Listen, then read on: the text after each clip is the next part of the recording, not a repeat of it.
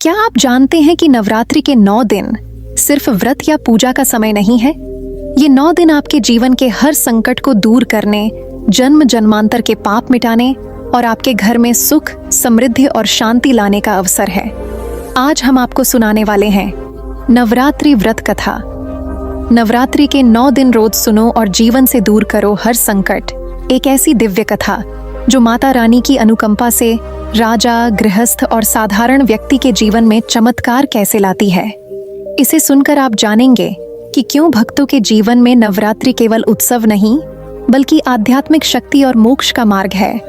अगर आप चाहते हैं कि आपका जीवन संकट मुक्त, समृद्ध और शांतिपूर्ण बने, तो इस कथा को पूरा अंत तक जरूर देखें। आज हम एक ऐसी पावन कथा की शुरुआत करने जा रहे हैं जो केवल एक कहानी नहीं है, बल्कि वह दिव्य अमृत है जिसे सुनने मात्र से जीवन के सारे संकट दूर हो जाते हैं। यह कथा है नवरात्रि व्रत की, वह पर्व जिसमें देवी दुर्गा अपने भक्तों पर कृपा बरसाती है, उनके दुख हरती है और उन्हें विजय, सुख और शांति का आशीर्वाद देती है। आइए श्रद्धा और भक्ति से इस कथा का प्रारंभ करें। प्राचीन काल से ही जब जब अधर्म और अन्याय ने पृथ्वी पर अपने पांव पसारे, जब जब दुष्टों ने धर्म की नींव को हिलाने का प्रयास किया, तब तब भगवान ने या तो स्वयं अवतार लेकर या फिर अपनी दिव्य शक्तियों को भेजकर धर्म की रक्षा की है। उन्हीं शक्तियों का सबसे प्रखर रूप है आदि शक्ति माँ दुर्गा। नवरात्रि उन्हीं की आराधना का महापर्व है। यह पर्व केवल एक अनुष्ठान भर नहीं, बल्कि वह दिव्य मार्ग है जिससे मनुष्य अपने जीवन के हर संकट को दूर कर सकता है, अपनी आत्मा को पवित्र कर सकता है और अपने भीतर छिपी दिव्यता को जागृत कर सकता है। नवरात्रि का अर्थ है 9 रातें। यह 9 रातें ऐसी मानी जाती हैं जिनमें संपूर्ण ब्रह्मांड की शक्तियां विशेष रूप से जागृत रहती हैं। यह समय साधना का, भक्ति का, उपवास का और आत्मशुद्धि का होता है। कहते हैं कि जो भी भक्त इन 9 रातों में देवी का व्रत करता है, नियमों का पालन करता है और कथा सुनता है, उसके सारे संकट दूर हो जाते हैं। यह केवल लोक कथा नहीं, बल्कि शास्त्रों और पुराणों में वर्णित सत्य है। देवी दुर्गा का आविर्भाव भी अपने आप में अद्भुत कथा है। जब देवता असुरों से पराजित होकर ब्रह्मा, विष्णु और महेश के पास गए और उन्होंने अपनी शक्तियों को मिलाकर एक महाशक्ति का निर्माण किया, तभी माँ दुर्गा प्रकट हुई। उनका स्वरूप अग्नि के समान तेजस्वी, सूर्य के समान प्रकाशमयी और पर्वतों के समान अचल था। उनके 10 हाथों में विविध अस्त्र शस्त्र थे और उनका सिंह वाहन इस बात का प्रतीक था कि वे हर प्रकार के भय और संकट को जीतने वाली हैं। व्रत का महत्व केवल पेट को खाली रखना या उपवास करना नहीं है, बल्कि व्रत का असली अर्थ है संकल्प। नवरात्रि का व्रत इस बात का संकल्प है कि इन 9 दिनों तक मनुष्य अपने मन, वचन और कर्म को शुद्ध रखेगा। वह न केवल भोजन से संयम करेगा, बल्कि अपने विचारों से भी संयम करेगा। व्रत का उद्देश्य है कि हम अपने भीतर की नकारात्मक शक्तियों, क्रोध, लोभ, अहंकार, मोह और आलस्य को जीतें और देवी की शक्ति से अपने भीतर की सच्ची दिव्यता को जगाएं। कथा सुनने का फल भी अत्यंत अद्भुत है। शास्त्रों में कहा गया है कि जो भक्त नवरात्रि की कथा श्रद्धा और भक्ति से सुनता है, उसके पिछले जन्मों के पाप भी नष्ट हो जाते हैं। जो व्यक्ति कठिन रोगों से ग्रस्त होता है, उसे स्वास्थ्य मिलता है। जिसके घर में दरिद्रता होती है, वहां लक्ष्मी का वास होता है। जिन परिवारों में कलह और दुख का वास होता है, वहां शांति और प्रेम स्थापित होता है। यह कथा सुनना केवल कानों के लिए नहीं, बल्कि आत्मा के लिए अमृत है। ऋषि मुनियों ने नवरात्रि का पालन सदियों से किया है। वे जानते थे कि साधना का यह समय विशेष फलदायी होता है। तपस्वी इन 9 दिनों में कठिन तप करते थे, मंत्र जप करते थे और देवी के ध्यान में लीन हो जाते थे। देवताओं ने भी असुरों से युद्ध करने से पहले माँ दुर्गा की साधना की थी। श्री राम ने रावण के विरुद्ध विजय प्राप्त करने से पहले शारदीय नवरात्रि में माँ की पूजा की थी, जिसे आज हम आद्या शक्ति की उपासना कहते हैं। नवरात्रि केवल धार्मिक अनुष्ठान नहीं, बल्कि यह ब्रह्मांडीय ऊर्जा के साथ जुड़ने का अवसर है। जब मनुष्य देवी की कथा सुनता है, तो वह अपने जीवन के अनुभवों को देवी के अनुभवों से जोड़ता है। उसे यह अनुभव होता है कि जैसे देवताओं की रक्षा के लिए माँ ने असुरों का संहार किया, वैसे ही वह आज भी भक्तों के जीवन के संकटों का संहार करती है। यही कारण है कि कथा सुनने मात्र से मन में अद्भुत शांति और साहस का संचार होता है। आदिशक्ति का स्वरूप केवल युद्ध करने वाली शक्ति का नहीं है, बल्कि वह करुणा, ममता और प्रेम की मूर्ति भी है। जब भक्त सच्चे मन से माँ को पुकारता है तो वह तुरंत उसकी रक्षा के लिए दौड़ी चली आती है। नवरात्रि के इन 9 दिनों में भक्त और देवी के बीच का यह संबंध और भी गहरा हो जाता है। हर दिन देवी के एक रूप की पूजा करके भक्त अपने जीवन के एक संकट को समाप्त करता है। इस पर्व का स्थान इतना महत्वपूर्ण है कि आर्ष्य मुनियों ने कहा है, नवरात्रि में किया गया जप, ध्यान और उपवास 1000 गुना फल देता है। देवताओं तक ने माँ की शरण लेकर विजय प्राप्त की है, तो जो साधारण मनुष्य भी भक्ति से यह व्रत करता है, वह क्यों न संकटों से मुक्त हो। यही विश्वास नवरात्रि को महान बनाता है। यह भूमिका केवल कथा का आरंभ है। आने वाले भागों में हम विस्तार से देखेंगे कि कैसे देवी ने देवताओं की रक्षा की, कैसे महिषासुर का वध हुआ, कैसे 9 रूपों की आराधना प्रारंभ हुई और कैसे व्रत और कथा सुनने से भक्तों के जीवन में चमत्कार हुए। लेकिन सबसे पहले हमें समझना होगा कि नवरात्रि का महत्व केवल बाहरी पूजा में नहीं, बल्कि भीतरी साधना में भी है। जब मनुष्य अपने भीतर की अंधकार रूपी रातों में देवी के प्रकाश को जलाता है, तभी उसका जीवन पवित्र होता है। जय माता दी। प्रिय मित्र, वीडियो को शुरू करने से पहले आइए प्रार्थना करें। हे माता रानी, जो भी भक्त आज ये अमृत वाणी को सुन रहा है, उनके जीवन में आपका कृपा सदा बनी रहे और उनके सभी कष्ट दूर हो।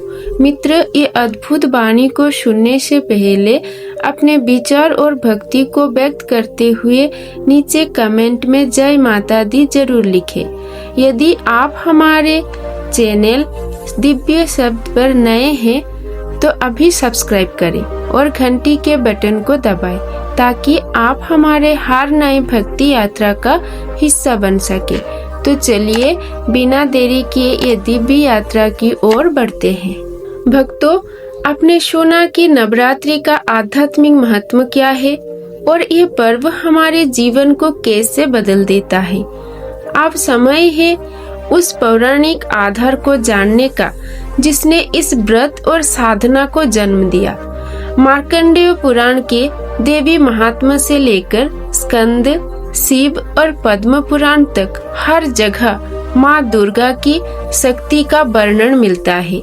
आइए इस दिव्य कथा को सुने और जाने कि क्यों माँ दुर्गा को महिषासुर मर्दिनी कहा जाता है और क्यों उनके 9 रूपों की आराधना संपूर्ण जगत के लिए कल्याणकारी मानी जाती है। सृष्टि के प्रारंभ से ही जब जब असुरों ने देवताओं को पीड़ित किया, जब जब धर्म की नींव डगमगाई, तब तब आदिशक्ति ने अपने दिव्य रूप में अवतार लेकर संतुलन स्थापित किया। मार्कंडेय ऋषि द्वारा रचित देवी महात्म्य, जिसे दुर्गा सप्तशती या चंडी पाठ भी कहा जाता है, इस सत्य का प्रमाण है। इस ग्रंथ में स्पष्ट उल्लेख है कि देवी केवल एक स्त्री शक्ति नहीं, बल्कि संपूर्ण ब्रह्मांड की आधारशिला है। वे ही सृष्टि की रचयिता, पालनकर्ता और संहारक हैं। मार्कंडेय पुराण में कथा आती है कि जब महिषासुर नामक दैत्य ने कठोर तप करके ब्रह्मा से वरदान पाया कि कोई भी देवता या असुर उसे पराजित न कर सकेगा, तब उसका अहंकार आकाश को भी चीरने लगा। वह इंद्रलोक पर चढ़ बैठा, देवताओं को अपमानित किया और त्रिलोक पर अधिकार कर लिया। देवता भयभीत होकर ब्रह्मा, विष्णु और महेश के पास पहुंचे। त्रिदेव ने विचार किया कि जब तक कोई अद्वितीय शक्ति उत्पन्न न हो, तब तक महिषासुर का नाश संभव नहीं है। तब उन्होंने अपने तेज को मिलाकर एक अद्भुत शक्ति का सृजन किया। वह थी महादेवी दुर्गा। उनके मुख पर विष्णु का तेज, केशों में महेश का बल, अंगों में ब्रह्मा का प्रकाश और संपूर्ण देवताओं की शक्तियां समाहित थीं। अग्नि के समान दीप्तिमान वह रूप देखते ही बनता था। देवताओं ने अपने अपने अस्त्र शस्त्र उन्हें अर्पित किए। विष्णु ने चक्र दिया, महेश ने त्रिशूल दिया, इंद्र ने वज्र दिया, वरुण ने शंख दिया और हिमालय ने उनका वाहन सिंह प्रदान किया। इस प्रकार माँ दुर्गा प्रकट हुईं और देवताओं ने उन्हें महिषासुर मर्दिनी का कार्य सौंपा। देवी और महिषासुर के बीच युद्ध कई दिनों तक चला। महिषासुर कभी भैंसे का रूप लेता, कभी सिंह, कभी हाथी, तो कभी मनुष्य बनकर देवी को छलने का प्रयास करता। लेकिन माँ दुर्गा की शक्ति असीम थी। अंततः 9वें दिन जब युद्ध का निर्णायक समय आया, देवी ने अपने त्रिशूल से महिषासुर का वध किया। उसी क्षण देवताओं ने आकाश गूंजा दिया, आशी मुनियों ने स्तुति की और संपूर्ण सृष्टि ने यह उद्घोष किया, जय देवी दुर्गे, जय महिषासुर मर्दिनी। यही प्रसंग देवी महात्म्य में विस्तार से वर्णित है और इसी कारण नवरात्रि के 9 दिनों में यह कथा सुनना और पढ़ना अनिवार्य माना जाता है। प्रत्येक दिन देवी के एक रूप की साधना की जाती है, जो महिषासुर से हुए युद्ध के विभिन्न प्रसंगों और शक्तियों का प्रतीक है। शिव पुराण और स्कंद पुराण में भी नवरात्रि का विशेष उल्लेख मिलता है। कहा गया है कि भगवान शिव स्वयं भी पार्वती के रूप में देवी को इस ब्रह्मांड की आदि शक्ति मानते हैं। स्कंद पुराण में वर्णन है कि कैसे देवी ने केवल देवताओं की रक्षा नहीं की, बल्कि साधारण भक्तों को भी संकट से मुक्ति दिलाई। पद्म पुराण में भी नवरात्रि व्रत का महत्व बताया गया है। यह व्रत करने वाला मनुष्य पाप से मुक्त होकर जीवन में धन, ऐश्वर्य और मोक्ष प्राप्त करता है। रामायण में भी नवरात्रि की झलक मिलती है। जब श्री राम रावण से युद्ध करने जा रहे थे, तब उन्होंने शारदीय नवरात्रि में माँ दुर्गा की साधना की थी। उन्होंने 100 शंखों में जल भरकर देवी को अर्पित किया और विजय का आशीर्वाद मांगा। तब माँ ने उन्हें आशीष दिया और रावण वध संभव हुआ। इसीलिए शारदीय नवरात्रि को रामनवमी और विजयादशमी के रूप में मनाया जाता है। अब प्रश्न उठता है कि देवी के 9 रूपों की आराधना क्यों की जाती है। शास्त्रों में कहा गया है कि जब देवी ने महिषासुर का वध किया, तब उनके भीतर की 9 प्रमुख शक्तियां प्रकट हुईं। इन्हीं शक्तियों को नवदुर्गा कहा गया। पहला रूप शैलपुत्री का, जो स्थिरता और संकल्प का प्रतीक है। दूसरा ब्रह्मचारिणी का, जो तप और साधना का स्वरूप है। तीसरा चंद्रघंटा, जो भय का नाश करती है। चौथा कूष्मांडा, जिनसे सृष्टि की उत्पत्ति होती है। 5वां स्कंद माता, जो मातृत्व और करुणा का प्रतीक है। 6ठा कात्यायनी, जो साहस और युद्ध की शक्ति है। 7वां कालरात्रि, जो अंधकार को समाप्त करती है। 8वां महागौरी, जो निर्मलता और पवित्रता देती है। और 9वां सिद्धिदात्री, जो मोक्ष और सिद्धियों की प्रदान करने वाली है। हर दिन एक रूप की पूजा का अर्थ है कि भक्त अपने जीवन की एक एक कठिनाई को दूर करता है। पहले दिन संकल्प लेकर अडिग होना, दूसरे दिन तप करना, तीसरे दिन भय को जीतना, चौथे दिन सृजनात्मक ऊर्जा पाना, 5वें दिन करुणा विकसित करना, 6ठे दिन साहस पाना, 7वें दिन अंधकार से बाहर निकलना, 8वें दिन आत्मा को शुद्ध करना और 9वें दिन परम सिद्धि और मोक्ष को पाना। यही कारण है कि नवरात्रि को आत्मिक यात्रा भी कहा जाता है। इस प्रकार पौराणिक आधार स्पष्ट करता है कि नवरात्रि केवल एक पर्व नहीं, बल्कि वह दिव्य साधना है जो युगों युगों से चली आ रही है। महिषासुरमर्दिनी की कथा केवल असुर वध की घटना नहीं, बल्कि यह प्रतीक है कि जब भी मनुष्य के भीतर अहंकार, लोभ और अधर्म बढ़ता है, तब उसकी आत्मा की गहराइयों से दुर्गा शक्ति प्रकट होकर उसे पराजित करती है। यही कारण है कि आर्षि मुनियों ने इसे मोक्ष का द्वार माना और देवताओं ने इसे विजय का पर्व। आपने सुना कि नवरात्रि का पौराणिक आधार क्या है, कैसे देवी ने महिषासुर का वध किया और क्यों उनके 9 रूपों की आराधना की जाती है। अब हम जानेंगे एक ऐसी राजा की कहानी जिसका जीवन संकटों से घिरा था। उसकी प्रजा दुखी थी, राज्य में दरिद्रता और आपदाएं थी और स्वयं राजा भी मानसिक पीड़ा से जूझ रहा था। लेकिन जब उसने नवरात्रि का व्रत किया और माता की स्मरण में आया, तब उसका जीवन बदल गया। आइए इस दिव्य कथा का प्रारंभ करें। बहुत समय पहले एक विशाल साम्राज्य था। उस राज्य का नाम था सुयशपुर। यह भूमि उपजाऊ थी, नदियां कल-कल बहती थीं, पर्वत श्रृंखलाएं इसकी शोभा बढ़ाती थीं और लोग शांति से जीवन व्यतीत करते थे। उस राज्य के राजा का नाम था रत्नसेन। वह धर्मात्मा, दयालु और प्रजावत्सल था। उसके न्याय और करुणा की गाथा दूर दूर तक फैली हुई थी। किंतु काल चक्र सदा एक जैसा नहीं रहता। समय बदला और राजा रत्नसेन का जीवन संकटों से भर गया। पहले राज्य में अकाल पड़ा, वर्षा नहीं हुई, फसलें नष्ट हो गईं, लोग भूख से तड़पने लगे। फिर महामारी फैली और प्रजा मरने लगी। चारों ओर शोक का वातावरण बन गया। राजा ने राजकोष खोलकर लोगों की मदद की, लेकिन विपत्तियां थमने का नाम नहीं ले रही थीं। राजा स्वयं भी मानसिक पीड़ा से ग्रसित था। उसके कोई संतान नहीं थी। राजमहल में रानी थी, लेकिन वर्षों से वह संतान सुख से वंचित थी। राज्य की प्रजा अक्सर प्रार्थना करती कि राजा को उत्तराधिकारी मिले, लेकिन हर बार निराशा हाथ लगती। धीरे धीरे राजा रत्नसेन निराश और दुखी रहने लगा। उसका मन राज सिंहासन से विरक्त होने लगा। एक रात जब वह महल की छत पर अकेला बैठा था, उसने तारों भरे आकाश की ओर देखा और मन ही मन कहा, हे परम शक्ति, हे अदृश्य देवी, अगर आप सचमुच हैं तो मेरे दुखों का अंत कीजिए। मेरी प्रजा दुखी है, मैं दुखी हूँ, मेरा राज्य विनाश के कगार पर है। यदि आप मेरी पुकार सुन लें तो मैं जीवन भर आपकी आराधना करूंगा। उस रात राजा को स्वप्न आया। उसने देखा कि एक दिव्य स्त्री सिंह पर आरूढ़, हाथों में शस्त्र लिए उसके सामने प्रकट हुई। उनका तेज ऐसा था कि पूरे आकाश को आलोकित कर रहा था। वह स्वरूप अद्भुत था, करुणा से भरी आंखें, परंतु साथ ही असुरों का नाश करने वाली कठोरता। देवी ने राजा से कहा, रत्नसेन, तुम्हारे दुख व्यर्थ नहीं है। तुम्हें इन दुखों के माध्यम से मेरे चरणों तक आना था। यदि तुम श्रद्धा और नियम पूर्वक नवरात्रि का व्रत करोगे तो तुम्हारे सभी संकट दूर हो जाएंगे। तुम्हारे राज्य में सुख समृद्धि लौटेगी और तुम्हारे वंश में भी दिव्य संतान का जन्म होगा। स्वप्न से जागते ही राजा की आंखों से आंसू बह निकले। उसने उसी क्षण निश्चय किया कि अब वह देवी की शरण में जाएगा।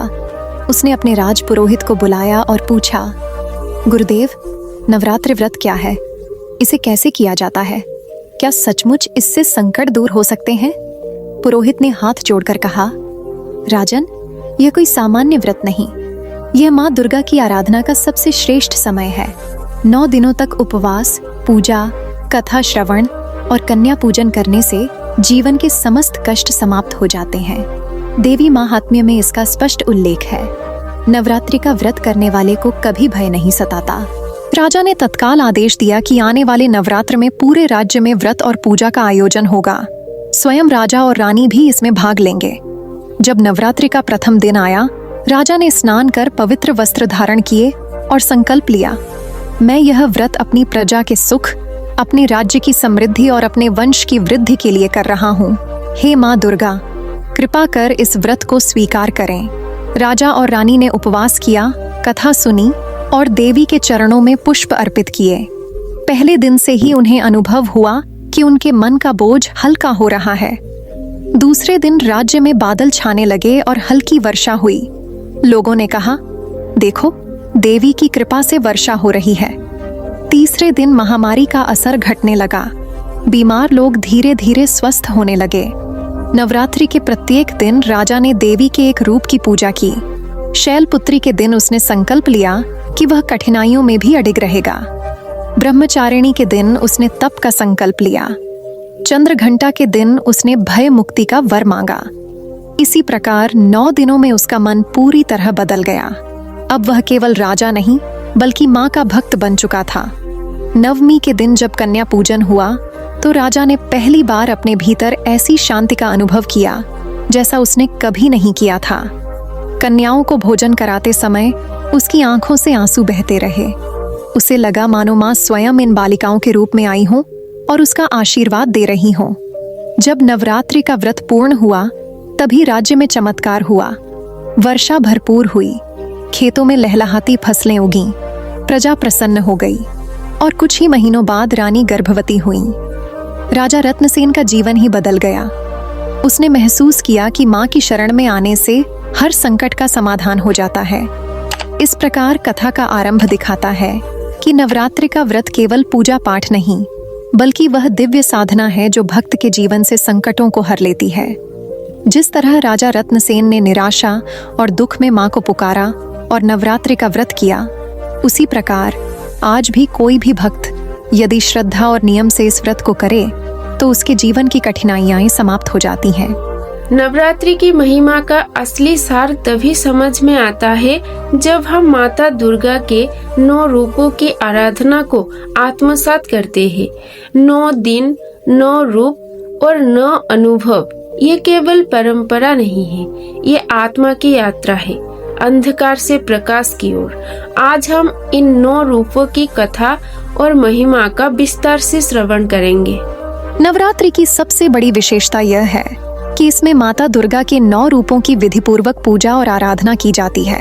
हर एक रूप का अपना अलग स्वरूप, महत्व, पूजन विधान और कथा है। इन 9 दिनों की साधना केवल अनुष्ठान नहीं है, बल्कि यह एक एक करके आत्मा को ऊंचाई पर ले जाने वाली सीढ़ी है। जब कोई भक्त श्रद्धा और विश्वास से इस साधना में डूब जाता है तो उसके भीतर का अंधकार मिटता है, पाप धुलते हैं और जीवन में वह प्रकाश प्राप्त होता है जिसे ऋषि मुनियों ने मुक्ति कहा है। पहले दिन की आराधना शैलपुत्री माता से होती है। यह माता का प्रथम स्वरूप है। पर्वतराज हिमालय की पुत्री होने के कारण इनका नाम शैलपुत्री पड़ा। इनका वाहन वृषभ है और इनके हाथों में त्रिशूल और कमल शोभा पाते हैं। कथा कहती है कि शैलपुत्री पिछले जन्म में सती थीं, जिनका विवाह भगवान शंकर से हुआ था। जब उनके पिता दक्ष ने यज्ञ में शंकर का अपमान किया तो सती ने स्वयं को अग्नि में आहुति दे दी। अगले जन्म में वे शैलपुत्री बनी। भक्त जब माता शैलपुत्री की आराधना करता है तो उसे स्थिरता, संयम और धैर्य प्राप्त होता है।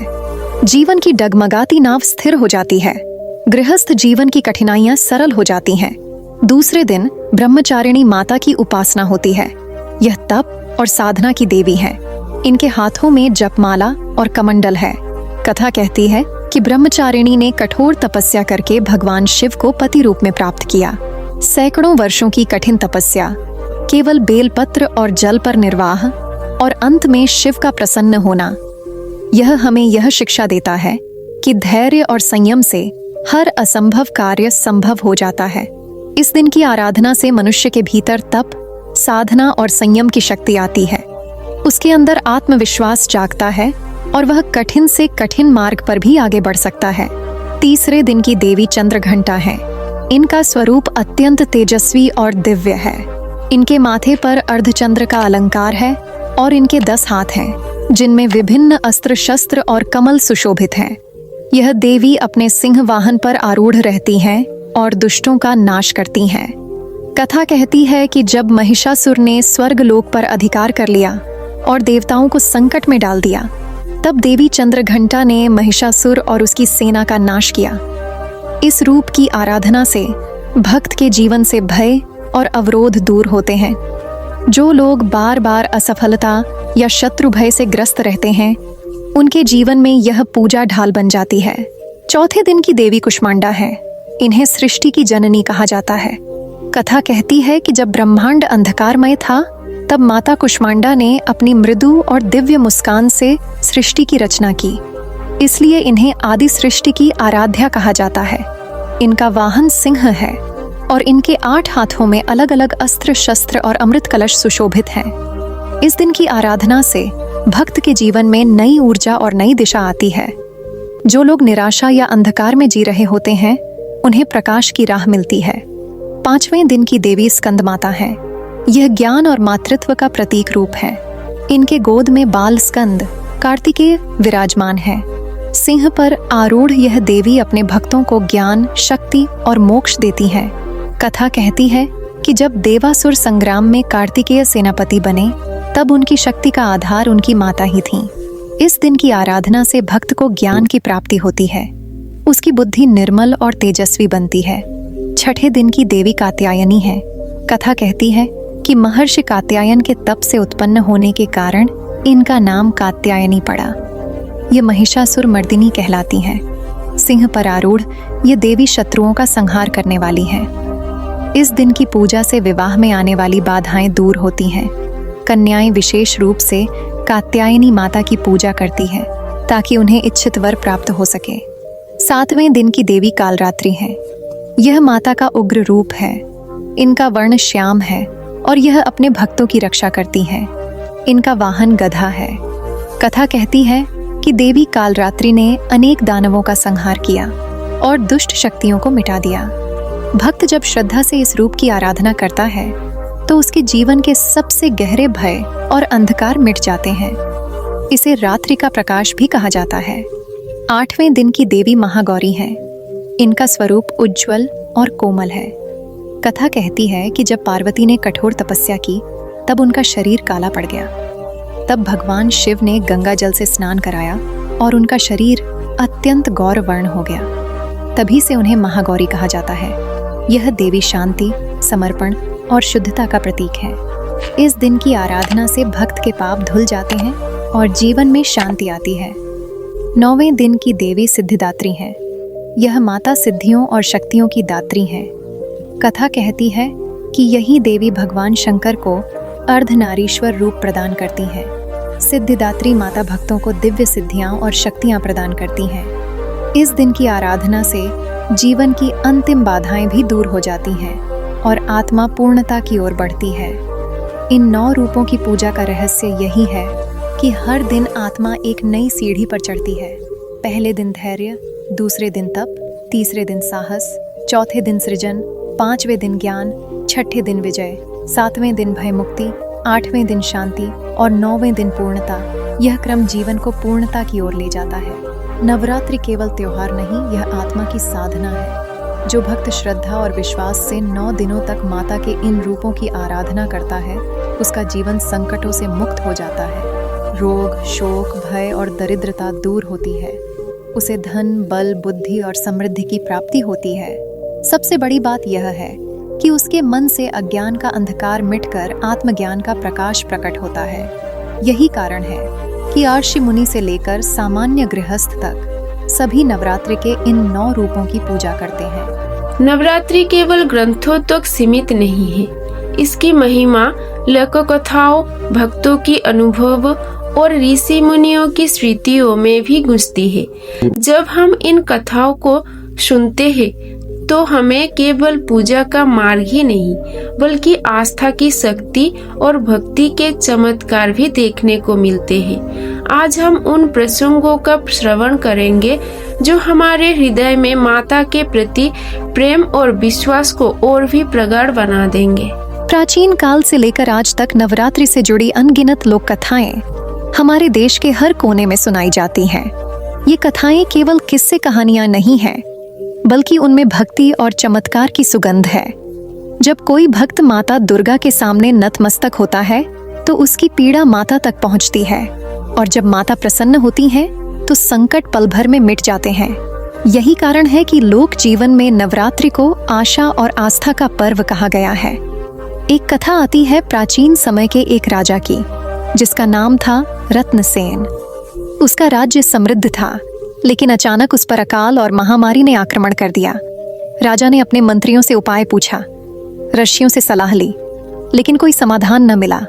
तभी एक वृद्ध साधु दरबार में आए और उन्होंने कहा, राजन, यह संकट तभी दूर होगा जब आप नवरात्रि का व्रत करेंगे और माता के 9 रूपों की आराधना करेंगे। राजा ने पूरे राज्य में नवरात्रि का व्रत आरंभ करवाया। स्वयं उसने उपवास किया, साधना की और दिन रात माता का स्मरण किया। 9 दिनों के अंत में वर्षा हुई, महामारी दूर हुई और प्रजा के चेहरे पर पुनः मुस्कान लौटी। तब राजा ने अनुभव किया कि सच्ची शक्ति सिंहासन में नहीं बल्कि माता की कृपा में है। एक और कथा है एक गृहस्थ परिवार की। एक गरीब किसान अपने परिवार के साथ बड़ी कठिनाई से जीवन व्यतीत करता था। न तो खाने के लिए पर्याप्त अन्न होता और न ही घर में सुख सुविधाएं। लेकिन उस किसान की पत्नी श्रद्धा से हर साल नवरात्रि का व्रत करती। वह 9 दिन केवल फलाहार पर रहती और माता से प्रार्थना करती कि उसके परिवार का संकट दूर हो। कहते हैं कि एक वर्ष नवरात्रि के अंतिम दिन माता स्वयं उसके सपने में प्रकट हुई और आशीर्वाद दिया, तेरे घर कभी अन्न की कमी नहीं होगी। वास्तव में उसी वर्ष खेतों में अच्छी फसल हुई और धीरे धीरे उसका परिवार संपन्न हो गया। गांव के लोग यह कहते थे कि यह सब माता के व्रत का फल है। भक्त और माता के संवाद भी लोक कथाओं में मिलते हैं। कहते हैं कि एक भक्त ने नवरात्रि के दौरान इतना मन लगाकर जप और साधना की कि 9वीं की रात माता उसके सामने प्रकट हो गईं। माता ने कहा, वत्स, मांगो क्या चाहो। भक्त ने कहा, माता, मुझे धन या राज्य नहीं चाहिए, मुझे केवल इतना आशीर्वाद दीजिए कि मैं हर जन्म में आपका भक्त बना रहूं। माता मुस्कुराईं और बोलीं, जब तक तेरे हृदय में मेरा नाम रहेगा, तेरे जीवन से संकट स्वयं दूर हो जाएंगे। यह संवाद भक्त और ईश्वर के सच्चे प्रेम का उदाहरण है। आर्षि मुनियों की कथाओं में भी नवरात्रि का विशेष स्थान है। मार्कंडेय आर्षि ने स्वयं देवी महात्म्य की रचना करके सिद्ध किया कि माता का स्मरण संकट मोचन है। कहते हैं कि जब दैत्यों ने तीनों लोकों को आतंकित किया, तब देवताओं ने मिलकर माता की आराधना की। उनके स्तोत्रों से प्रसन्न होकर मां ने महिषासुर का वध किया। तभी से देवता और ऋषि हर वर्ष नवरात्रि का उत्सव मनाते रहे। यह प्रसंग आज भी हमें याद दिलाता है कि भक्ति में ही शक्ति है। एक और प्रेरक प्रसंग है जब एक साधक ने कठिन तपस्या करके माता को प्रसन्न किया। वह साधक निर्धन था, शरीर रोगों से पीड़ित था, लेकिन उसका विश्वास अडिग था। 9 दिन के व्रत और आराधना के बाद देवी ने उसे दर्शन दिए और कहा, वत्स, तेरा जीवन अब कष्टों से मुक्त होगा। और वास्तव में उसका रोग दूर हो गया। वह साधक आगे चलकर लोगों के लिए प्रेरणा बन गया और सबको यही कहता, माता के व्रत में चमत्कार छिपा है, केवल सच्चे मन से करना चाहिए। देवी द्वारा संकट हरने के अद्भुत चमत्कार लोक कथाओं में बार बार मिलते हैं। कहीं माता ने समुद्र में डूबते व्यापारी की रक्षा की, कहीं युद्ध भूमि में खड़े योद्धा को शक्ति दी, तो कहीं एक निराश स्त्री की गोद भर दी। हर प्रसंग में संदेश एक ही है, भक्त की पुकार कभी व्यर्थ नहीं जाती। माता हर रूप में रक्षा करती हैं। इन कथाओं को सुनकर यह स्पष्ट हो जाता है कि नवरात्रि केवल धार्मिक अनुष्ठान नहीं है, यह भक्ति की वह धारा है जो युगों से बह रही है। राजा से लेकर किसान तक, गृहस्थ से लेकर साधु तक, हर किसी के जीवन में इस व्रत ने चमत्कार किया है। नवरात्रि केवल कथा सुनने या उपवास करने का नाम नहीं है। इसका वास्तविक स्वरूप उन धार्मिक विधियों में छिपा है जिनसे माता की उपासना पूर्ण होती है। जब हम श्रद्धा और शुद्ध भाव से नियमों का पालन करते हैं तो माता की कृपा सहज ही प्राप्त होती है। आज हम विस्तार से जानेंगे कि व्रत की शुरुआत कैसे करनी चाहिए, कलश स्थापना का क्या महत्व है और प्रतिदिन किस प्रकार पूजा करनी चाहिए ताकि जीवन से हर संकट दूर हो जाए। नवरात्रि का व्रत केवल उपवास नहीं, बल्कि एक संपूर्ण साधना है। यह साधना तभी सफल होती है जब उसे विधि पूर्वक और नियम पूर्वक किया जाए। प्राचीन ग्रंथों में स्पष्ट कहा गया है कि बिना विधि के किया गया अनुष्ठान अधूरा रहता है। इसलिए भक्तों को चाहिए कि वे नवरात्रि की शुरुआत सही ढंग से करें और 9 दिन तक माता की उपासना नियम पूर्वक करें। व्रत की शुरुआत प्रातःकाल स्नान करके, स्वच्छ वस्त्र धारण करके और संकल्प लेने से होती है। संकल्प ही इस साधना की जड़ है। जब कोई भक्त अपने हृदय में माता का स्मरण करते हुए संकल्प करता है कि वह 9 दिन तक उपवास, भक्ति और कथा श्रवण करेगा, तभी से उसका व्रत प्रारंभ होता है। संकल्प जल से भरे हुए कलश को सामने रखकर किया जाता है। कलश स्थापना का महत्व नवरात्रि में सर्वोपरि है। कलश को ब्रह्मांड का प्रतीक माना जाता है। उसमें जल भरकर, आम या अशोक के पत्ते लगाकर और उसके ऊपर नारियल रखकर देवी का आवाहन किया जाता है। यह कलश माता के निवास का प्रतीक है। ऐसा माना जाता है कि जिस घर में कलश स्थापित होता है वहां 9 दिनों तक माता स्वयं निवास करती हैं। कलश के जल में समस्त तीर्थों का वास होता है। नारियल समृद्धि का प्रतीक है और पत्ते जीवन की हरियाली का संदेश देते हैं। जब भक्त श्रद्धा से कलश स्थापना करता है तो उसका घर मंदिर बन जाता है। इसके बाद माता की मूर्ति या चित्र को सजाया जाता है। लाल या पीले वस्त्र पर आसन बनाकर देवी को स्थापित किया जाता है। उनके सामने दीप प्रज्वलित किया जाता है। दीपक को अखंड जलाना नवरात्रि का मुख्य विधान है। यह अखंड ज्योति माता के अनंत प्रकाश का प्रतीक है। जैसे जैसे यह ज्योति जलती रहती है, वैसे वैसे भक्त का मन भी प्रकाशमान होता है। पूजा के दौरान हवन का विशेष महत्व है। हवन में जौ, तिल, घी और समिधा अर्पित की जाती है। ऐसा माना जाता है कि हवन की अग्नि के माध्यम से भक्त की प्रार्थना सीधे देवत्व तक पहुंचती है। सुगंधित धुआं वातावरण को शुद्ध करता है और मन को एकाग्र करता है। प्राचीन काल में आर्षि मुनि नवरात्रि के समय विशेष हवन करते थे ताकि धरती पर धर्म और शांति बनी रहे। नवरात्रि में भजन, कीर्तन और देवी के स्तोत्र गाने का भी विधान है। जब भक्त समूह में बैठकर माता के गीत गाता है तो वातावरण में भक्ति का संचार होता है। भजन केवल शब्द नहीं बल्कि वह ऊर्जा है जो हृदय को छूकर उसे माता से जोड़ देती है। कहते हैं कि जहाँ भजन गाए जाते हैं वहाँ माता स्वयं अपनी उपस्थिति दर्ज कराती हैं। दान का भी नवरात्रि में विशेष महत्व है। श्रद्धालु को चाहिए कि वह 9 दिनों तक ब्राह्मण, साधु और जरूरतमंदों को अन्न, वस्त्र और धन का दान करे। यह दान केवल किसी की सहायता नहीं बल्कि माता को प्रसन्न करने का माध्यम है। जो भक्त नवरात्रि में दान करता है उसके जीवन से दरिद्रता दूर होती है और उसके घर में लक्ष्मी का वास होता है। कन्या पूजन नवरात्रि का सबसे पवित्र अनुष्ठान है। अष्टमी और नवमी के दिन 9 छोटी कन्याओं को आमंत्रित किया जाता है और उन्हें भोजन कराया जाता है। यह कन्याएं देवी के 9 रूपों का प्रतीक मानी जाती हैं।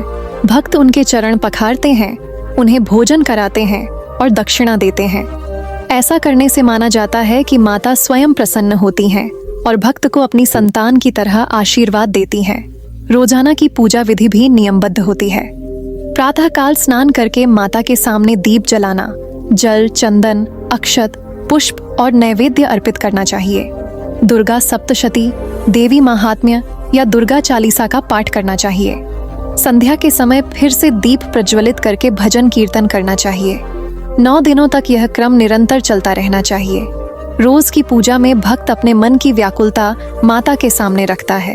कोई रोग मुक्ति की प्रार्थना करता है, कोई संतान सुख की, कोई समृद्धि की और कोई मोक्ष की। माता हर भक्त की भावना को सुनती है और उचित समय पर उसका फल देती है। नवरात्रि का व्रत साधक के भीतर आत्मसंयम भी लाता है। जब वह 9 दिनों तक नियम पूर्वक पूजा करता है तो उसका मन इंद्रियों के भटकाव से दूर हो जाता है। उसके भीतर शांति का अनुभव होता है। यही कारण है कि आर्ष मुनियों ने इस व्रत को केवल सांसारिक लाभ के लिए नहीं बल्कि आत्मिक उन्नति के लिए भी श्रेष्ठ बताया है। इन धार्मिक विधियों का पालन करने वाला भक्त न केवल अपने संकटों से मुक्ति पाता है बल्कि उसके जीवन में दिव्य प्रकाश का उदय होता है। माता उसकी रक्षा करती हैं, उसके घर में सुख समृद्धि आती है और उसके मन में भक्ति की धारा निरंतर बहती रहती है। नवरात्रि का व्रत केवल भजन त्यागने का नाम नहीं है। इसका वास्तविक रहस्य मन की शुद्धि, आत्मा की प्रगति और देवी के साथ गहरे संबंध में छिपा है। आज हम जानेंगे कि कैसे व्रत और आस्था मिलकर जीवन की हर समस्या का समाधान कर देती है। मानव जीवन में आध्यात्मिक यात्रा तब तक अधूरी रहती है जब तक उसका मन, वाणी और क्रिया त्रिविध शुद्ध नहीं होते। नवरात्रि का व्रत यही सिखाता है कि केवल शारीरिक उपवास करना पर्याप्त नहीं बल्कि मानसिक और आत्मिक शुद्धि होना भी आवश्यक है। जब भक्त देवी दुर्गा की साधना करता है तब वह केवल बाहरी नियमों का पालन नहीं करता बल्कि अपने हृदय, विचार और कर्मों को भी पवित्र बनाता है। कहानी की दृष्टि से देखें तो राजा रत्नसेन ने जब पहले नवरात्रि का व्रत किया तो उसने केवल भोजन पर संयम रखा, किंतु पहले ही दिन उसे एहसास हुआ कि संकटों की जड़ केवल बाहरी नहीं बल्कि उसके मन में भी घुस चुकी थी। भय, चिंता, लालच और संदेह उसके हृदय में व्याप्त थे। तभी उसने यह निश्चय किया कि वह अपने विचारों और वचन में भी शुद्धता लाएगा। उसने न केवल माता की प्रतिमा के सामने पुष्प अर्पित किए बल्कि अपने मन में भी अज्ञान और संदेह के विरुद्ध दीप प्रज्वलित किया। यही आध्यात्मिक रहस्य है। जब बाहरी व्रत और मानसिक शुद्धि साथ साथ होती है तभी साधना पूर्ण होती है। नवरात्रि में देवी और भक्त का गहरा संबंध प्रकट होता है। केवल आराधना और पूजा से नहीं बल्कि भक्त के हृदय की प्रगाढ़ भक्ति से देवी स्वयं उपस्थित होती हैं। प्राचीन कथाओं में आए दिन ऐसे उदाहरण मिलते हैं जहां भक्त ने कठिन परिस्थितियों में माता को पुकारा और वे तत्काल उसकी सहायता के लिए प्रकट हुईं। एक साधक की कथा प्रसिद्ध है जो निराशा और गरीबी के कारण जीवन के अंतिम क्षणों में था। उसने नवरात्रि का व्रत करना आरंभ किया, भजन कीर्तन किया और कन्या पूजन के समय अपने घर में मां को आमंत्रित किया। कहते हैं 9वें दिन माता स्वयं उसके स्वप्न में प्रकट हुई और कहा, वत्स, तुझे चिंता की आवश्यकता नहीं। जो भक्त मेरी शरण में आता है मैं उसकी हर बाधा दूर करती हूँ। इस प्रसंग से स्पष्ट होता है कि आस्था और भक्ति से ही जीवन की हर समस्या का समाधान संभव है। व्रत के माध्यम से मानसिक शुद्धि कैसे होती है, इसका अनुभव राजा रत्नसेन ने किया। पहले दिन उसके मन में भय था, दूसरा दिन संदेह और तीसरे दिन लालच। लेकिन प्रतिदिन देवी के नाम का स्मरण, स्तोत्रों का पाठ और भजन कीर्तन करने से उसका मन धीरे धीरे शुद्ध होता गया। यह प्रक्रिया दिखाती है कि व्रत केवल शरीर के संयम का साधन नहीं, बल्कि मानसिक और भावनात्मक शुद्धि का माध्यम भी है। जब मन पवित्र होता है, तब जीवन की कठिनाइयां भी हल्की लगने लगती हैं। आध्यात्मिक रहस्य यह भी है कि देवी और भक्त के बीच संबंध द्विपक्षीय होता है। भक्त केवल माँ से आशा करता है, माँ भी भक्त की भक्ति का उत्तर देती है। जैसे जैसे भक्त अपनी आस्था को प्रगाढ़ करता है, देवी का आशीर्वाद स्वतः उसके जीवन में दृष्टिगोचर होने लगता है। नवरात्रि में यह अनुभव विशेष रूप से स्पष्ट होता है।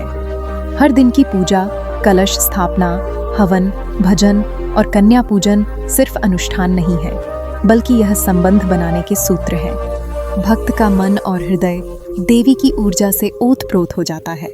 एक और कथा प्रचलित है जिसमें एक गृहस्थ महिला अपने परिवार के संकट से परेशान थी। उसका पति रोग से ग्रस्त था और बच्चों की शिक्षा में कठिनाइयां थीं।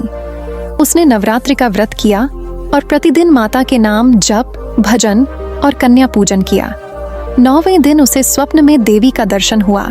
देवी ने उसे कहा, संतान, पति और गृहस्थ जीवन में सुख प्राप्ति की इच्छाएं तुझे केवल मेरी शरण में लाएंगी। महिला ने अपनी श्रद्धा और निष्ठा से व्रत पूरा किया। कुछ ही समय में उसके परिवार की स्थिति बदल गई, रोग दूर हुआ और बच्चों की पढ़ाई में सफलता मिली। नवरात्रि का यह आध्यात्मिक रहस्य बताता है कि संकटों का वास्तविक कारण बाहरी नहीं, बल्कि भीतर का अशुद्ध मन और भय है। जब भक्त नियमित रूप से व्रत करता है, कथा सुनता है, भजन करता है और दान करता है, तब उसके मन में सकारात्मक ऊर्जा का संचार होता है। डर, तनाव और शत्रुता का अंधकार मिटता है और उसके जीवन में देवी का प्रकाश फैलता है। इस पूरे अनुभव को समझने के लिए हमें यह जानना आवश्यक है कि नवरात्रि का व्रत एक साधना है, अनुष्ठान नहीं। साधना का अर्थ है आत्मा को देवी के साथ जोड़ना। जब भक्त हृदय से भक्ति करता है, तब उसकी आत्मा और देवी की ऊर्जा एक दूसरे से जुड़ जाती है। यही वह आध्यात्मिक रहस्य है जिसे केवल दृष्टि या सुनने से नहीं, बल्कि अनुभव से जाना जा सकता है। व्रत के दौरान भजन, कीर्तन, स्तोत्रों का पाठ, हवन और दान केवल बाहरी कर्म नहीं है। ये कर्म भक्त के भीतर परिवर्तन लाते हैं। जैसे जैसे वह दिन प्रतिदिन अनुशासन में रहता है, उसका मन संयमित होता है, उसकी वाणी मधुर और कर्म धर्म परायण होते हैं।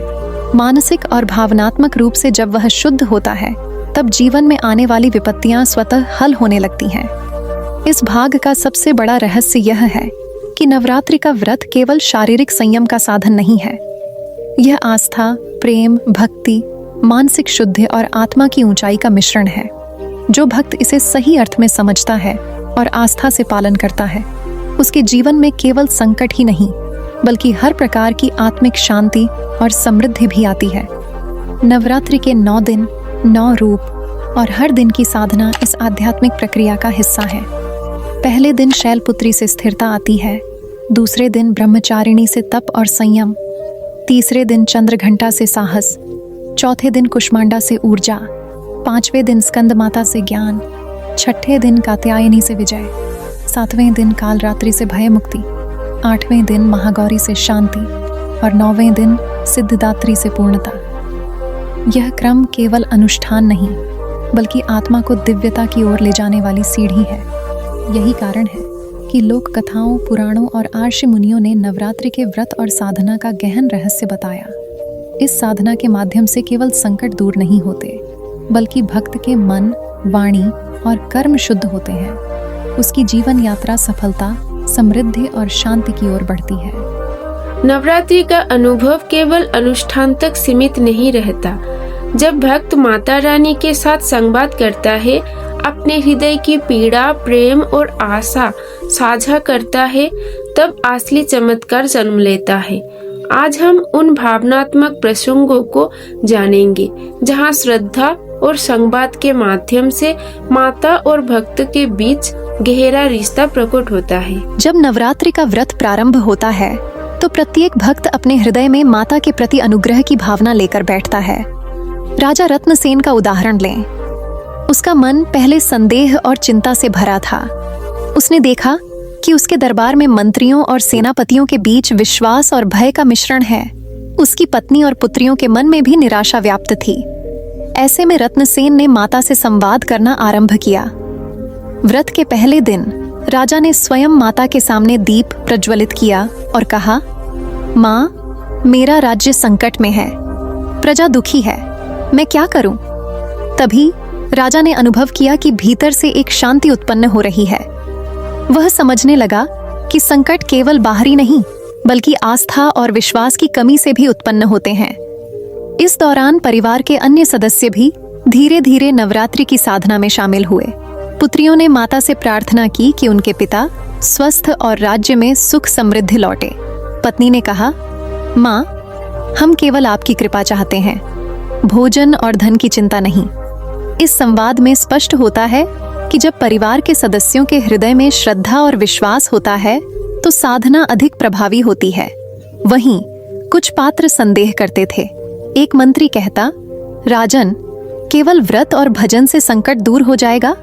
वास्तविक शक्ति तो सैन्य और धन में है।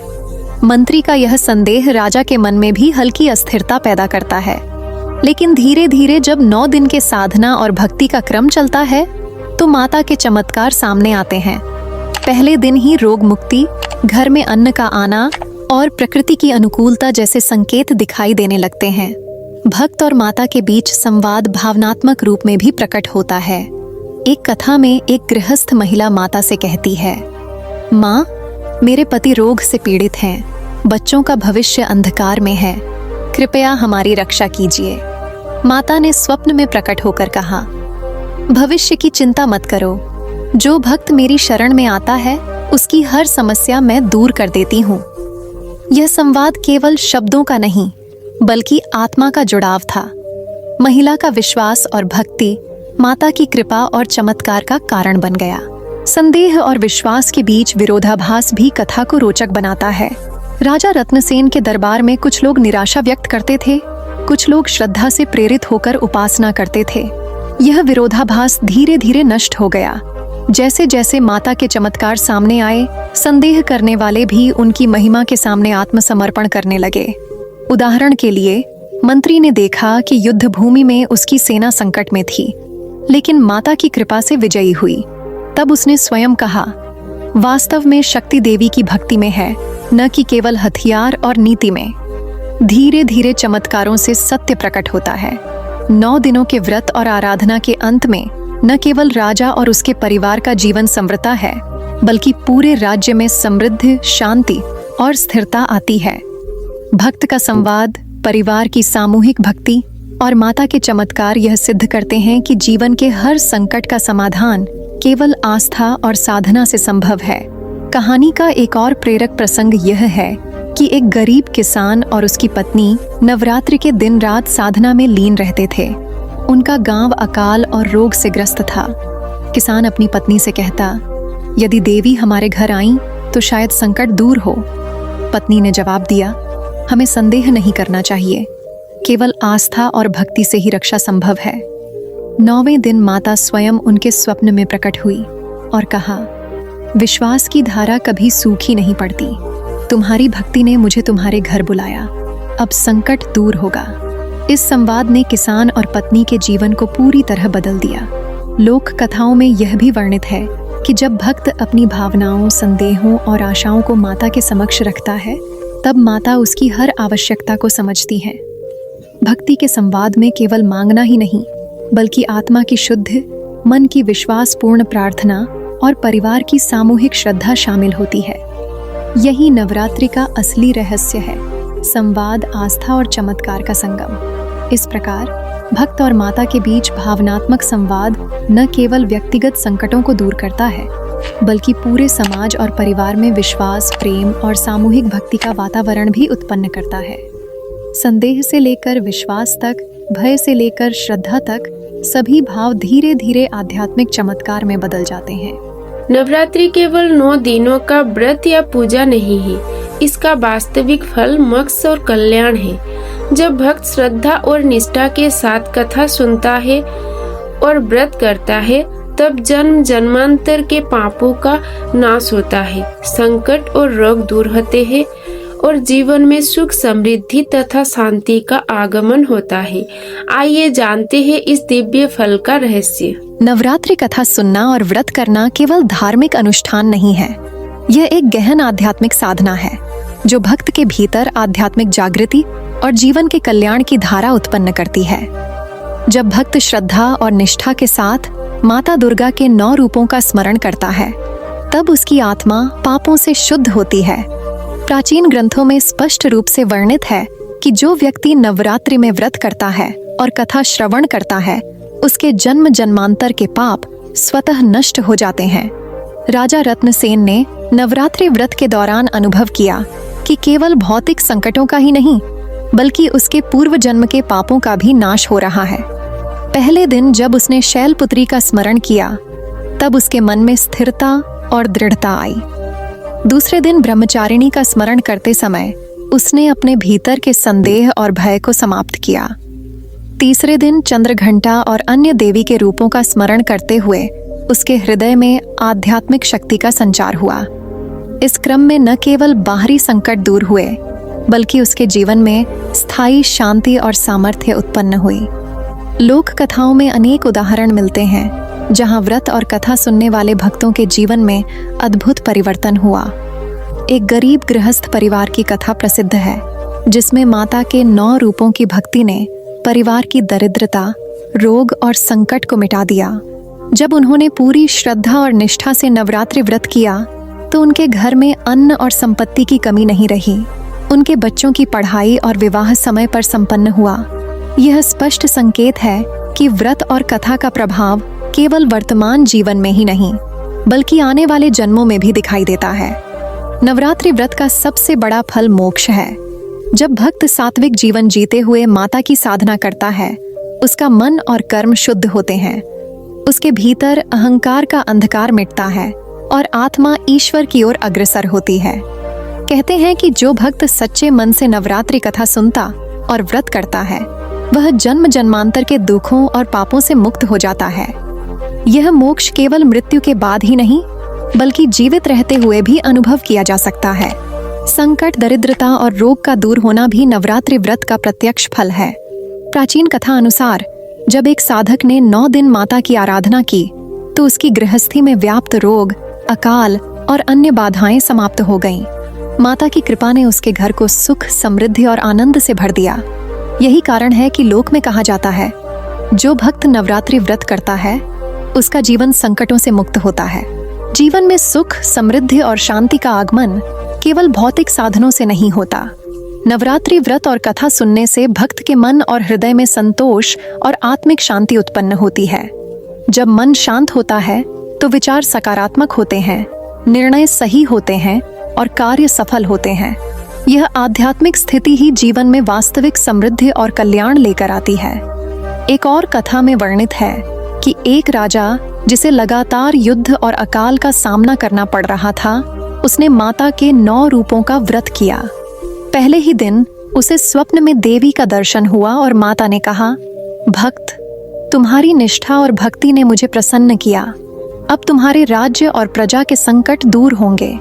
9वें दिन राजा ने अनुभव किया कि न केवल उसका राज्य, बल्कि उसके परिवार और प्रजा भी सुख समृद्धि में परिवर्तित हो गई। यही नवरात्रि व्रत का प्रत्यक्ष फल है, मोक्ष और कल्याण। आध्यात्मिक दृष्टि से देखें तो व्रत और कथा सुनना व्यक्ति के कर्मों का शोधन भी करता है। जब भक्त माता की भक्ति में लीन होता है, तब उसके भीतर नकारात्मक भाव और कुकर्म नष्ट हो जाते हैं। उसके कर्म सात्विक और पुण्यशील बनते हैं। यही कारण है कि प्रत्येक ग्रंथ में नवरात्रि व्रत और कथा को जन्म जन्मांतर के पापों के नाश का मुख्य उपाय बताया गया है। नवरात्रि के 9 दिन केवल उत्सव नहीं, बल्कि जीवन के कल्याण का मार्ग है। पहले दिन शैलपुत्री का स्मरण स्थिरता और दृढ़ता प्रदान करता है। दूसरे दिन ब्रह्मचारिणी मानसिक संयम और तपस्या की शक्ति देती है। तीसरे दिन चंद्रघंटा भयमुक्ति और साहस प्रदान करती है। चौथे दिन कुष्मांडा जीवन में ऊर्जा और स्वास्थ्य देती है। 5वें दिन स्कंद माता ज्ञान और विवेक प्रदान करती हैं। छठे दिन कात्यायनी विजय और संकल्प शक्ति देती हैं। 7वें दिन कालरात्रि भय और नकारात्मक शक्तियों का विनाश करती हैं। 8वें दिन महागौरी शांति और सौंदर्य देती हैं और 9वीं को सिद्धिदात्री संपूर्ण कल्याण और मोक्ष प्रदान करती हैं। इस प्रकार नवरात्रि व्रत और कथा सुनने से केवल वर्तमान जीवन में संकट दूर नहीं होते, बल्कि जन्म जन्मांतर के पाप नष्ट होते हैं। जीवन में सुख, समृद्धि, शांति और मोक्ष प्राप्त होता है। यही नवरात्रि व्रत का वास्तविक, दिव्य और अति पवित्र फल है। आज जब हम नवरात्रि कथा के अंतिम चरण पर पहुंचते हैं, तो याद रखिए कि इसका सार केवल व्रत या पूजा तक सीमित नहीं है। ये जीवन की शिक्षा है। श्रद्धा, भक्ति और आत्मिक शुद्धि से हर संकट दूर होता है। जो भक्त नवरात्रि के कथा श्रद्धा और निष्ठा से सुनता है, उसका जीवन स्वयं में परिवर्तन हो जाता है। नवरात्रि कथा का अंतिम उपसंहार हमें यही सिखाता है कि जीवन में कठिनाइयां और संकट केवल बाहरी नहीं, बल्कि मानसिक और आत्मिक भी होते हैं। राजा रत्नसेन की कथा से स्पष्ट होता है कि जब उसने माता की 9 रूपों की आराधना श्रद्धा और विश्वास से की, तब केवल उसके राज्य या परिवार की समृद्धि नहीं हुई, बल्कि उसकी आत्मा की शक्ति और उसकी मानसिक स्थिरता भी उत्पन्न हुई। प्रत्येक दिन, प्रत्येक व्रत और प्रत्येक भक्ति के क्षण ने उसे यह सिखाया कि जीवन का असली सुख आस्था और आध्यात्मिक जागृति में है। कथा के माध्यम से यह स्पष्ट हुआ कि जो भक्त कथा श्रवण करता है, वह केवल माता की कृपा का अनुभव नहीं करता, बल्कि अपने भीतर की अशुद्धियों और पापों का नाश भी करता है। यह प्रक्रिया धीरे धीरे जन्म जन्मांतर के कर्मों को शुद्ध करती है। जैसे जैसे भक्त कथा सुनता है और व्रत करता है, उसका मन भय, संदेह और लालच से मुक्त होता है। यही कारण है कि प्राचीन ग्रंथों में कहा गया है कि नवरात्रि कथा श्रवण और व्रत से जीवन में समृद्धि, स्वास्थ्य, सुख और मोक्ष प्राप्त होता है। हर पात्र, चाहे वह राजा हो, गृहस्थ महिला हो या साधारण किसान, इस कथा में एक संदेश छोड़ता है। राजा रत्नसेन ने यह अनुभव किया कि सत्ता और शक्ति केवल साधना और भक्ति से स्थायी बनती है। गृहस्थ महिला ने जाना कि संकट में माता की शरण ही सबसे बड़ा सहारा है। गरीब किसान ने समझा कि आस्था और दृढ़ विश्वास जीवन में असंभव को भी संभव बना सकते हैं। इन उदाहरणों से स्पष्ट होता है कि नवरात्रि कथा केवल कहानियों का संग्रह नहीं, बल्कि प्रत्येक श्रोता के जीवन के लिए दिशा और प्रेरणा का स्रोत है। कथा का अंतिम उपसंहार यह भी बताता है कि संकट और दुख केवल बाहरी घटनाओं का परिणाम नहीं है, वे हमारी मानसिक और आध्यात्मिक दुर्बलताओं से उत्पन्न होते हैं। जब भक्त माता की पूजा करता है, कथा सुनता है और निष्ठा से व्रत करता है, तो उसका मन और आत्मा शुद्ध होती है। उसकी आंखों में स्पष्टता आती है, विचार सकारात्मक होते हैं और क्रियाएं धर्मपरायण हो जाती हैं। यही कारण है कि माता अपने भक्तों के संकट दूर कर देती हैं। नवरात्रि का अंतिम दिन केवल उत्सव का दिन नहीं है, बल्कि आंतरिक परिवर्तन का दिन है। जब भक्त पूरे 9 दिन व्रत और साधना करता है, तब उसके भीतर शांति, धैर्य और जीवन की सच्ची समझ उत्पन्न होती है। कथा और व्रत का यह संयोजन उसे केवल भौतिक सुख नहीं, बल्कि आध्यात्मिक कल्याण और मोक्ष भी प्रदान करता है। यही नवरात्रि कथा का परम उद्देश्य है। भक्त का संपूर्ण जीवन संकट मुक्त, सुख समृद्ध और आध्यात्मिक रूप से ऊंचा होना। कथा में यह भी बताया गया है कि प्रत्येक दिन की साधना, प्रत्येक रूप की आराधना और प्रत्येक भक्ति का क्षण मिलकर भक्त के जीवन में दिव्यता का संचार करता है। शैलपुत्री से लेकर सिद्धिदात्री तक 9 दिन की साधना केवल देवी के प्रति श्रद्धा नहीं है, बल्कि यह भक्त के भीतर स्थिरता, संयम, साहस, ऊर्जा, ज्ञान, विजय, भय मुक्ति, शांति और पूर्णता का निर्माण करती है। इस प्रकार 9 दिन का व्रत और कथा सुनना जीवन में स्थायी परिवर्तन का मार्ग बन जाता है। प्रत्येक श्रोता के लिए इस कथा का संदेश यही है कि जीवन में संकट चाहे जितने भी बड़े हों, माता की कृपा और भक्त की आस्था से उनका निवारण संभव है। जो भक्त सच्चे मन से नवरात्रि व्रत करता है और कथा श्रवण करता है, वह केवल भौतिक समस्याओं से मुक्त नहीं होता, बल्कि मानसिक तनाव, भय और नकारात्मक ऊर्जा से भी मुक्त हो जाता है। उसकी जीवन यात्रा सरल, सुखद और धर्मपरायण बन जाती है। अंतिम उपसंहार में यह समझना आवश्यक है कि नवरात्रि केवल 9 दिनों का पर्व नहीं है। यह प्रत्येक भक्त के जीवन में विश्वास, भक्ति, दृढ़ता, धैर्य और आध्यात्मिक शक्ति का प्रतीक है। जो भक्त माता की कथा सुनता है, उसके जीवन में संकट मुक्ति, सुख, समृद्धि, स्वास्थ्य और मोक्ष स्वतः उत्पन्न होते हैं। यही नवरात्रि कथा का दिव्य संदेश और अंतिम उपसंहार है। कथा का यह अंतिम भाग हमें यह भी प्रेरित करता है कि नवरात्रि का पर्व केवल बाहरी उत्सव नहीं, बल्कि आत्मिक साधना और जीवन में स्थायी परिवर्तन का मार्ग है। श्रद्धा और निष्ठा से किया गया व्रत, कथा श्रवण, भजन कीर्तन और कन्या पूजन भक्त के जीवन में संपूर्ण कल्याण लाते हैं। माता की कृपा से जीवन में उत्पन्न प्रत्येक संकट का समाधान होता है और आत्मा की उन्नति संभव होती है। इस प्रकार नवरात्रि कथा का अंतिम उपसंहार हमें यही सिखाता है कि जो भक्त नवरात्रि की कथा श्रद्धा से सुनता है, उसका जीवन संकट मुक्त, सुख समृद्ध और आध्यात्मिक रूप से पूर्ण हो जाता है। यही नवरात्रि का वास्तविक उद्देश्य और अंतिम संदेश है, जिसे जीवन में अपनाकर प्रत्येक भक्त अपने जीवन को दिव्यता, शांति और कल्याण से भर सकता है। नवरात्रि का पर्व केवल 9 दिनों की आराधना नहीं है, बल्कि यह भक्त के जीवन में गहरी आध्यात्मिक क्रांति लाने वाला अवसर है। राजा रत्नसेन की कथा से यह स्पष्ट होता है कि जीवन में संकट चाहे जितना बड़ा क्यों न हो, माता की भक्ति और निष्ठा से उसका समाधान संभव है। पहले दिन से ही राजा ने शैलपुत्री का स्मरण करते हुए अपने मन में स्थिरता और धैर्य उत्पन्न किया। प्रत्येक दिन उसकी आस्था और भक्ति गहरी होती गई और धीरे धीरे उसकी मानसिक अशांति और संदेह समाप्त होने लगे। नवरात्रि की शुरुआत केवल उपवास और पूजन से नहीं होती, यह शुरुआत होती है भक्त के हृदय की शुद्धि से। जब भक्त अपने मन, वाणी और कर्म को सात्विक बनाता है, तभी देवी की कृपा और शक्ति उसके जीवन में प्रवेश करती है। राजा रत्नसेन ने यह अनुभव किया कि जब उसने केवल भौतिक रूप से व्रत नहीं किया, बल्कि अपने मन और हृदय को भी पवित्र किया, तभी उसकी साधना सफल हुई। यह अनुभव हमें यही सिखाता है कि नवरात्रि व्रत का वास्तविक अर्थ केवल भोजन का त्याग नहीं, बल्कि मानसिक और आत्मिक शुद्धि है। कथा में यह भी बताया गया है कि नवरात्रि के 9 दिन 9 देवी रूप और प्रत्येक दिन की साधना जीवन में विशिष्ट परिवर्तन लाती है। पहले दिन शैलपुत्री से स्थिरता आती है, जिससे भक्त अपने विचार और कर्मों में स्थिर हो जाता है। दूसरे दिन ब्रह्मचारिणी तपस्या और संयम की शक्ति प्रदान करती है। तीसरे दिन चंद्रघंटा साहस और भयमुक्ति का अनुभव कराती है।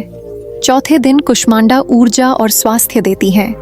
पांचवें दिन स्कंद माता ज्ञान और विवेक प्रदान करती हैं। छठे दिन कात्यायनी विजय और संकल्प शक्ति देती है। सातवें दिन कालरात्रि नकारात्मक शक्तियों का विनाश करती है। आठवें दिन महागौरी शांति और सौंदर्य प्रदान करती हैं और नवमी को सिद्धिदात्री संपूर्ण कल्याण और मोक्ष देती है। यह क्रम केवल अनुष्ठान नहीं, बल्कि भक्त के भीतर दिव्यता, शक्ति और आध्यात्मिक उन्नति का निर्माण करता है। कथा में कई पात्र उपस्थित हैं जो दर्शाते हैं कि नवरात्रि व्रत और भक्ति का प्रभाव केवल एक व्यक्ति तक सीमित नहीं होता। राजा रत्नसेन के दरबार में मंत्री, सेनापति और अन्य लोग भी इस भक्ति में सम्मिलित हुए। पहले तो उनमें संदेह था, परंतु धीरे धीरे जब माता के चमत्कार दिखाई दिए, तब उनके मन में श्रद्धा और विश्वास उत्पन्न हुआ। यही जीवन का वास्तविक संदेश है। आस्था और भक्ति केवल भक्त को ही नहीं, बल्कि उसके परिवार और समाज को भी सुख और कल्याण प्रदान करती है।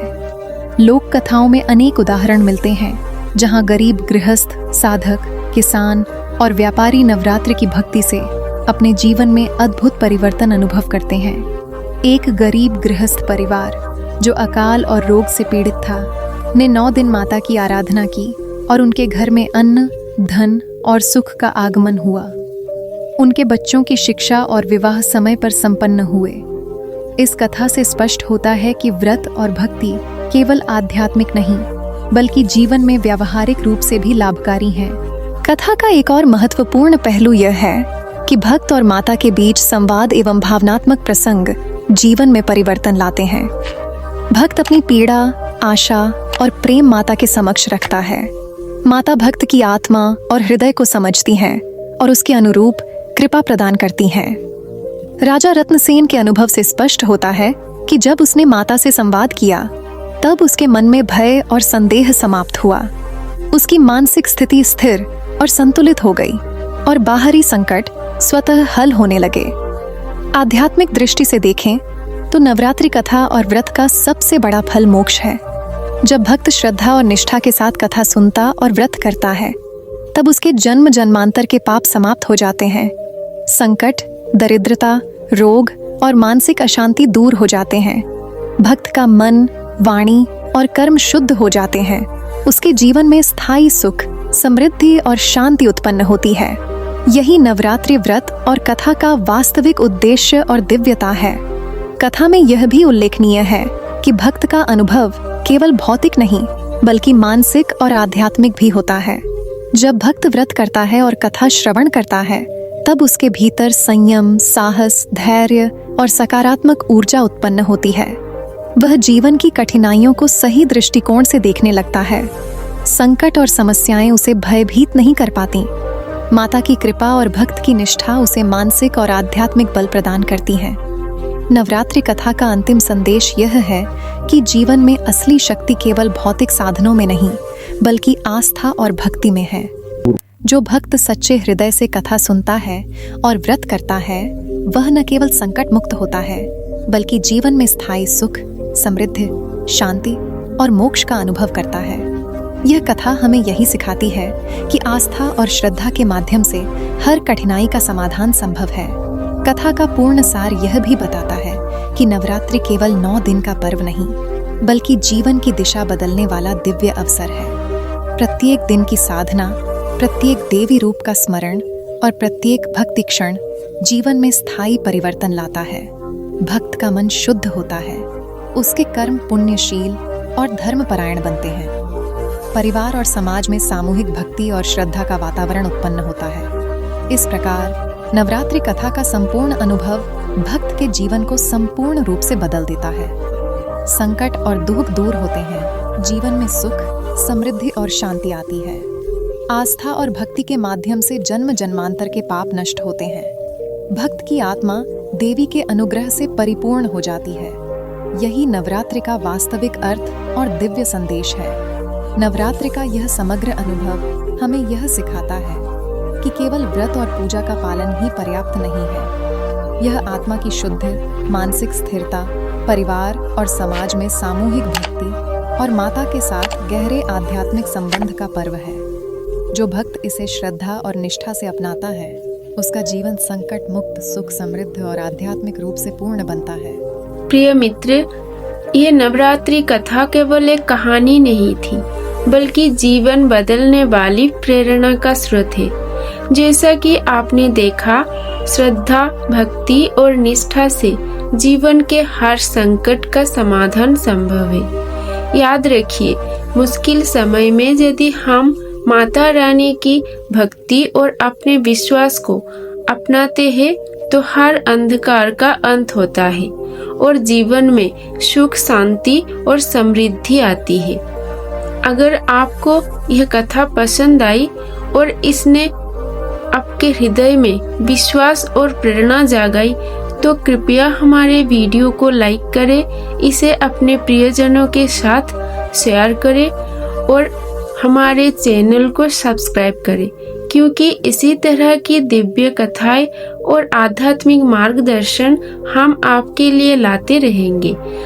आपका एक छोटा सा लाइक, शेयर और सब्सक्राइब हमारी कोशिशों को और मजबूत बनाता है और ज़्यादा से ज़्यादा लोगों तक माता रानी की कृपा और संदेश पहुंचाने में मदद करता है।